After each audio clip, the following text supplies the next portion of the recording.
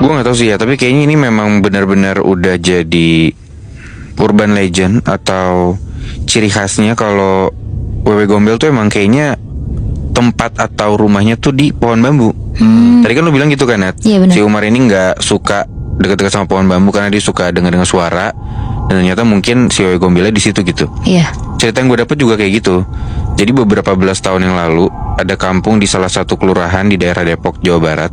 Sempat heboh tuh di sana karena ada anak kecil yang hilang di hutan bambu di daerah situ. Ribet tuh di situ, warga-warga pada bawa barang-barang yang bisa dipukul biar ada suara-suara nyaring, biar rame gitu kan. Pokoknya emang warga-warga nyariin si anak ini yang dari tadi siang tuh hilang.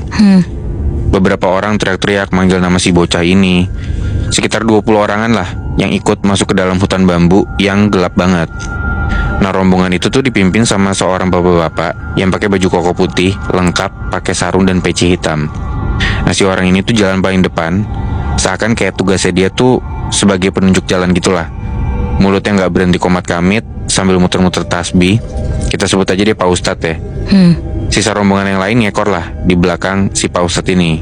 Beberapa orang yang megang obor itu ada di depan, samping, kanan, kiri, depan, belakang gitu ya, biar ya kelihatan lah satu rombongan ini. Tunggu, tiba-tiba Pak Ustadz tuh berhenti, dan yang lain juga pada ikutan berhenti kan.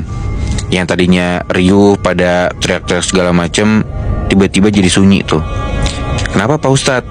Salah satu orang nanya. Pak Ustadz nengok ke belakang, terus dia bilang, panggil Bu Minah. Dipanggil lah Bu Minah ini dari rombongan belakang ke depan. Bu Minah datang, dia nanya, kenapa Pak Ustadz? Ketemukah anak saya? Dia bilang gitu. Dengan setengah panik dan ngarep anaknya yang lagi dicariin warga ini udah ketemu. Pak Ustadz bilang, insya Allah ibu tapi yang harus manggil anaknya sekarang.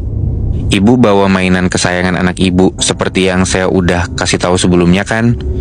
Ibu Minah ngangguk, dia ngasih tunjuk lah pistol mainan. Ini mainan kesukaannya Wahyu Pak Ustadz, gitu.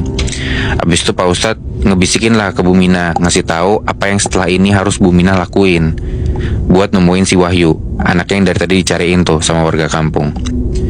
Abis dibisikin, Bu Minah bilang, emang saya bisa Pak Ustadz? Ya buat anak ibu harus bisa, kata Pak Ustadz gitu. Bu Minah ragu-ragu maju ke depan, ke arah hutan bambu yang udah ditunjuk sama si Pak Ustadz ini yang ada di depan mereka. Bismillah Bu, serahin semuanya ke Allah Subhanahu Wa Taala. Yakin sama kekuasaannya, kata Pak Ustadz gitu. Bu Minah lanjutlah, ngelangkah lagi sendirian ke depan, sekitar 20 langkah ke depan, ngedeketin pohon-pohon bambu yang diyakinin sama Pak Ustadz dan juga